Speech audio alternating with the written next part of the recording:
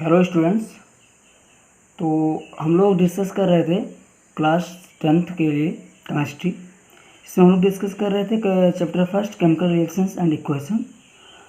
हम लोग जो प्रीवियस वीडियो देखे थे उसमें क्लियरिटी ना होने की वजह से एक बार मैं फिर से आप लोगों को रिवाइज करवाऊँगा। थोड़ा रैपिडली चलेंगे और मैक्सिमम टॉपिक्स को रिकवर करेंगे। तो एक बार फिर से हम उस टॉपिक को बता देते हैं आपको, जिसको मैंने अपने प्रीवियस वीडियो में आप लोग के लिए डाला था। चलो देखते हैं। तो वे जल्दी से कर लेंगे इसको। पहले हम देखेंगे केमिकल रिएक्शंस। केमिकल रिएक्शंस मैंने बताया था कि chemical reactions are the process in which new substances with new properties are formed. यानी कि कोई भी केमिकल रिएक्शंस एक ऐसी प्रोसेस होती है जिसमें कुछ नए सब्सटेंस न्यू प्रॉपर्टीज़ के साथ बनते हैं। जैसे मैंने बताया था कि अगर मान लो कि दो सब्सटेंस आपके पास ए और बी हैं और बाद में इन दोनों ने रिएक्शन किया, रिएक्शन करने के बाद नया प्रोडक्ट दिया आपका सी दिया, तो इसके सेंस में हम देखेंगे कि जो सी की प्रॉपर्टी होगी, नए सब्सटेंस की प्रॉपर्टी होगी, वो पहले वाले सब्सटेंस ए और बी की प्रॉपर्टीज से टोटली डिफरेंट होगी। अच्छा, आप देखेंगे कि ये जो सब्सटेंस पार्टिसिपेट कर रहे हैं, जो बन रहा है, उसको क्या नेम देते हैं। उसके रेस्पेक्ट में देखेंगे कि the substance which take part in a chemical reaction are called reactant. यानी कि वो सब्सटेंस, जैसे इस रिएक्शन में देखो जो दिखा रहा है कि A+B=C, यानी कि ये जो इसमें पार्टिसिपेटर कौन है, ए और बी। तो जो पार्टिसिपेट करते हैं, जो टेक पार्ट करते हैं, उसमें पार्टिसिपेटर होते हैं केमिकल रिएक्शन में, उनको हम रिएक्टेंट्स कहते हैं। क्या कहते हैं? रिएक्टेंट्स। इसके बाद सेकंड देखेंगे, the new substance produce as a result of chemical reactions are called products. यानी कि किसी भी केमिकल रिएक्शन में जो नया सब्सटेंस नए प्रॉपर्टीज़ के साथ फॉर्म हो रहा, बन रहा है, उसको हम कहते हैं प्रोडक्ट। यानी कि इस रिएक्शन में अगर हम देखेंगे तो जो हमारा रिजल्ट आ रहा है सी, उसको हम प्रोडक्ट कहते हैं। अच्छा, प्रोडक्ट ज़रूरी नहीं है कि एक ही प्रोडक्ट आए, एक साथ कई प्रोडक्ट आ सकते हैं, या कई को मिक्स करोगे तो एक प्रोडक्ट आए। इसके बेस से हम टाइप्स ऑफ केमिकल रिएक्शंस आगे वाले क्लासेस में पढ़ेंगे, आगे वाले वीडियोज़ में डिस्कस करेंगे। तो देखते हैं। इसके बाद देखो, एक चीज़ आपको याद रखना है कि इन केमिकल रिएक्शंस जो रिएक्टेंट्स होते हैं वो उनका ट्रांसफॉर्मेशन होता है प्रोडक्ट में। यानी कि जो भी रिएक्टेंट्स होंगे वो किस में ट्रांसफॉर्म होंगे? प्रोडक्ट में। और ये जो ट्रांसफार्मिंग होता है on the basis of atom होता है। ऐसा नहीं है कि आप 10 किलो रिएक्टेंट लिए, दोनों को एक मिक्स किए तो तुरंत वो प्रोडक्ट पर, ऐसा नहीं है। वो एटम बाय एटम, यानी कि 1 by 1 एटम उसमें जाके मिक्स होगा। एग्जाम्पल की अगर हम बात करें तो देख लेते हैं कि जैसे burning of magnesium in air. अगर हम burning of magnesium in air की बात करें तो कैसे बर्न करते हैं? जब भी हम मैग्नीशियम को ऑक्सीजन के साथ हीट करेंगे तो मैग्नीशियम ऑक्साइड में कन्वर्ट हो जाता है। तो इस तरीके से हम देख रहे हैं कि जब हम दो रिएक्टेंट कौन कौन से, मैग्नीशियम और ऑक्सीजन को कंबाइन किए और दोनों को हीट किए। अच्छा, कंबाइन करने के लिए नहीं कि ला के हम बाहर उसमें ऐड कर रहे हैं, ये एटमॉस्फेयर में ही जो ऑक्सीजन है आपका, उससे रिएक्शन कर लेता है। जब हम इसको हीट करना स्टार्ट करते हैं, बर्न करना स्टार्ट करते हैं, तो उस केस में हमारा बनता है मैग्नीशियम ऑक्साइड। अच्छा, ये जो मैग्नीशियम ऑक्साइड होगा वो आपको एक नया प्रोडक्ट बन तो रहा है, जो आपको जनरली वाइट पाउडर के फॉर्म में मिलता है। बोर्ड में क्वेश्चन ये पूछा जाता है कि मैग्नीशियम ऑक्साइड का कलर क्या होता है, पूछा जाएगा ये क्रिस्टलाइन फॉर्म में होता है, किस फॉर्म में होता है, या इसका स्टेट क्या होता है, तो आप बताओगे वाइट पाउडर।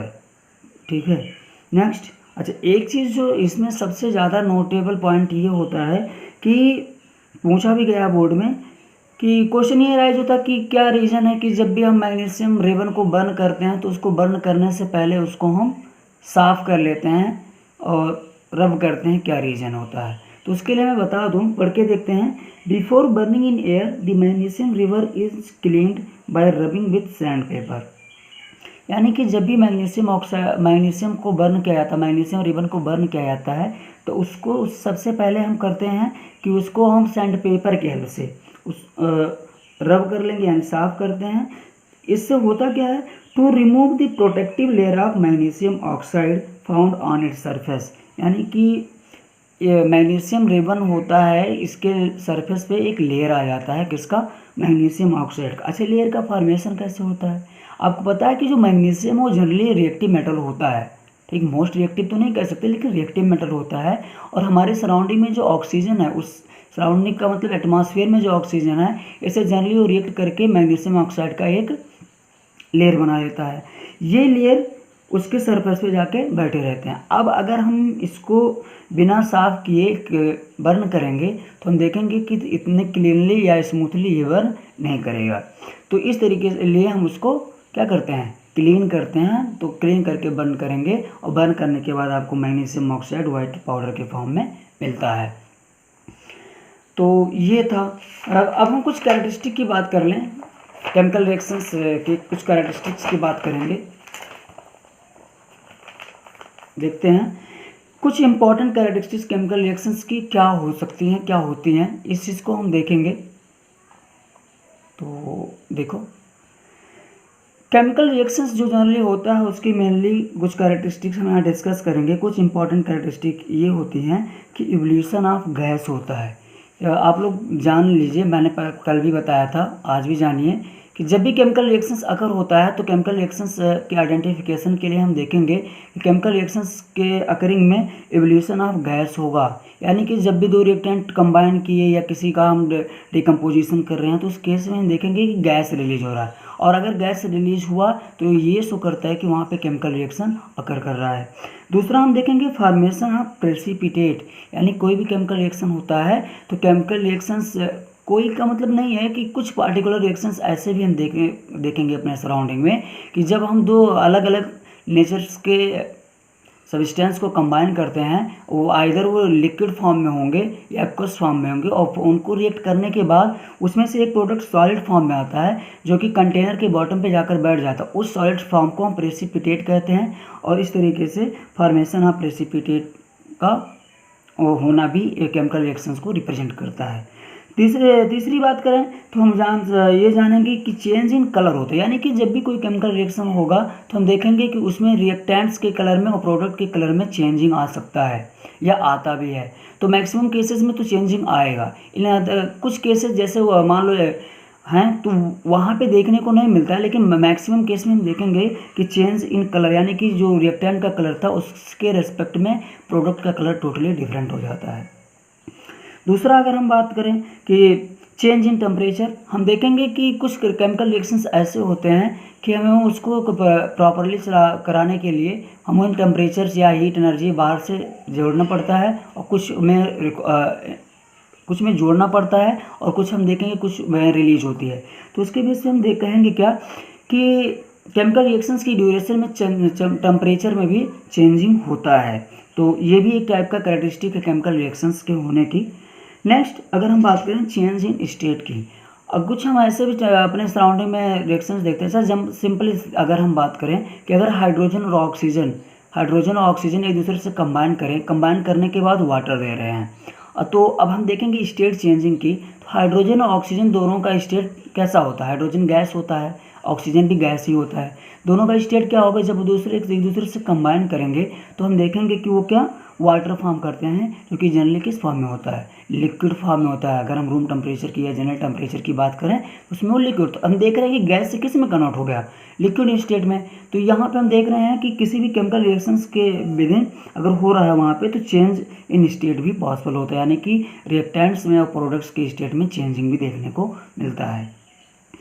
इन पांचों कैरेक्टरिस्टिक्स को हम डिस्कस करेंगे, थोड़ा सा ब्रॉड में, थोड़ा ब्रीफली डिस्कस करेंगे। तो वन बाय वन हम करके देखते हैं। तो पहले हम देखते हैं कि इवोल्यूशन इन गैस। तो इवोल्यूशन ऑफ गैस क्या है, कुछ एग्जांपल के साथ इसको डिस्कस करते हैं। तो देखेंगे इवोल्यूशन का मतलब क्या है? इवोल्यूशन मतलब रिलीजिंग, गैस का फॉर्मेशन होता है। वो गैस, अच्छा गैस को हम कहीं बांध के रख तो सकते नहीं हैं। अगर मान लो कंटेनर कहीं से लीकेज है, ओपन है, तो वहाँ से गैस रिलीज होगा, ठीक है। तो उस चीज़ को हम देखेंगे कैसे, कुछ केमिकल रिएक्शंस के थ्रू इसको हम जानना चाहेंगे। तो देखते हैं कि evolution of gas. Some chemical reactants are characterised by the evolution of gas. वही जो मैंने बताया कि कुछ केमिकल रिएक्शंस ऐसे भी होते हैं जब वो रिएक्टेंट्स एक दूसरे से फॉर्म करेंगे और हम उनको कंडीशन पर अप्लाइड कराते हैं, तो वहाँ हम देखेंगे कि वहाँ पे गैस का इवोल्यूशन होगा, जो कि एक कैरेक्टरिस्टिक है किसकी? केमिकल रिएक्शंस की। देख लेते हैं कुछ एग्जांपल, जैसे reaction between zinc and dilute sulphuric acid. यानी कि जब भी जिंक और डाइल्यूट सल्फ्यूरिक एसिड को हम कंबाइन करें, डाइल्यूट का मतलब होता है लिक्विड फॉर्म में। अब कम्प्लीटली लिक्विड नहीं होगा, लेकिन उसमें लिक्विड मिक्स होगा, वाटर मिक्स होगा। तो जब भी हम उसको मिक्स करते हैं जिंक के साथ तो हम देखेंगे वहाँ पे दो प्रोडक्ट आता है, एक आता है जिंक सल्फेट और हाइड्रोजन गैस रिलीज होती है। ठीक है, आप याद रखना, जैसे जिंक का क्या होता है सिंबल Zn H2SO4।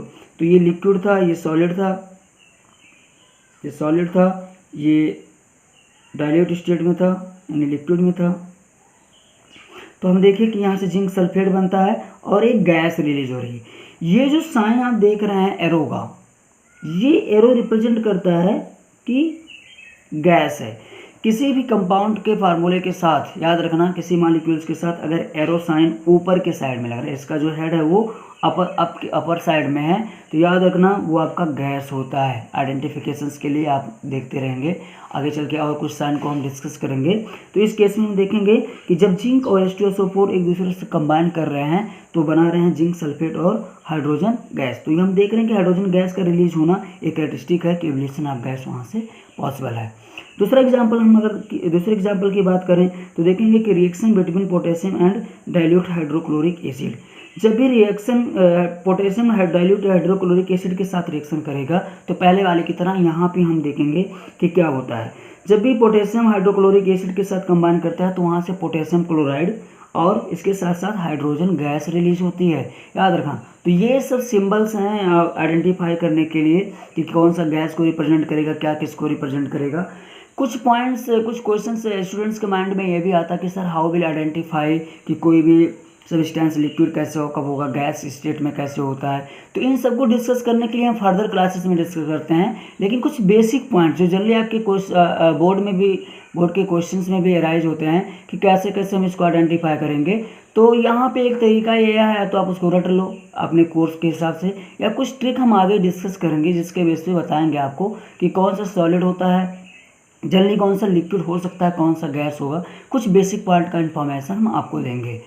तो स्टूडेंट्स आज मैं आपको यहीं तक बताऊंगा, आगे फर्दर मैं आपको अदर कैरेक्टरिस्टिक के बारे में बताऊंगा। लेकिन इसके पहले आप लोग ये कंफर्म कर लीजिए कि आप नोट्स बना रहे हैं कि नहीं, डेली का डेली रिवीजन कर रहे हैं कि नहीं। सबसे ज़रूरी चीज़ ये है, ठीक है, हम क्या है एक घंटे का वीडियो बना के आपको लॉन्च कर दें, आप उसको पढ़िए ना जानिए, पूरा वीडियो देख डालिए, there is no points come in your mind, तो कोई मतलब नहीं निकलता है इसके लिए। तो सबसे बड़ी बात है कि आप रिवीजन करते रहिए, पढ़ते रहिए, और जो अगर पॉसिबल हो पा रहा है तो नोट्स का फॉर्मेशन भी अभी साथ में करते रहिए। ठीक है, तो आज यहीं तक, ओके, थैंक यू।